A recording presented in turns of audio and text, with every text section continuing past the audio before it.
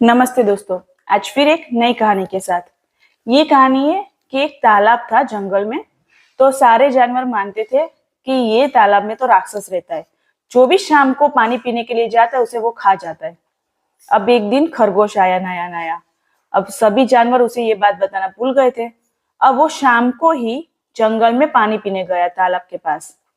जैसे ही पानी पीने गया, ऐसे ही मगरमच्छ आया उसे खाने के लिए। तो खरगोश ने पहले ही देख लिया, इसलिए वो भाग गया। अब भाग के सभी जानवरों के पास आया। उसने कहा कि मुझे एक मगरमच्छ दिखा। तो क्या मगरमच्छ कैसे हो सकता है, वहां तो एक राक्षस रहता है।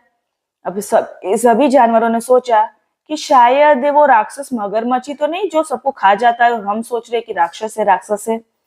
अब सभी खरगोश के साथ दूसरे दिन शाम के बाद तालाब के पास गए। अब मगरमच्छ सबको देख के छिप गया, लेकिन उसकी पीठ ऊपर ही थी।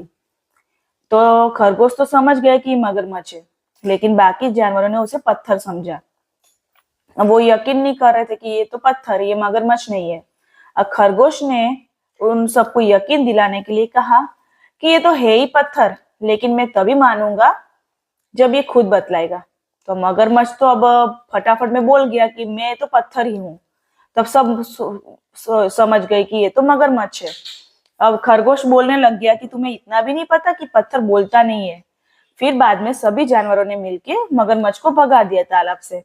यानी ये कहानी की सीख यही है कि हम किसी भी परिस्थिति का सामना कर सकते हैं, लेकिन उससे डर के या सामना करने से ही हम उस परिस्थिति से बाहर निकल सकते हैं। अगर उससे डर के हम बैठ जाते हैं तो वो डर कभी भी जाता नहीं है, और वो परिस्थिति वहीं की वहीं खड़ी रहती है।